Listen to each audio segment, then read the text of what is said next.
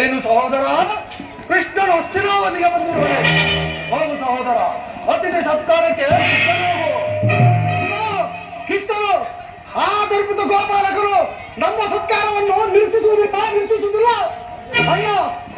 ಆಗ ಅವಳು ಆ ರಾಜಪ್ರಸಾದವನ್ನು ದಾಟಿ ಆ ದರಿದ್ರ ವಿಧವೆಯ ಗೋಪುರವನ್ನು ಆಶೀರ್ವದಿಸುತ್ತಾರೆ ಅಂತ ಇದಂತ ಅವಮಾನ, ಎಂತ ಅವಮಾನ. ಪ್ರಿಯ ಸಹೋದರ, ಕೃಷ್ಣನು ಹೇಗಿರುವಂತ ಭಕ್ತರು ಆತನಿಗೆ ಯಾರಿರುವರು? ಈ ದಿನ ಮಾಡ್ತಾರೆ ಸತ್ಕಾರವನ್ನು ಸ್ವೀಕರಿಸಿ ನಾನು ನಮ್ಮ ಮುಂದೆಗೆ ಬಂದೇ ಬರುವನು. ನೀನು ಮಾತ್ರ ನಿರಾಶನ ಬೇಡ. ಹೋಗು ಸಹೋದರ. ಎಲ್ಲ ಒಂದ್ ಕಿಚ್ಚು ಹೇಳ್ತೀನಿ, ಎಲ್ಲ ಒಂದ್ ಕಿಚ್ಚು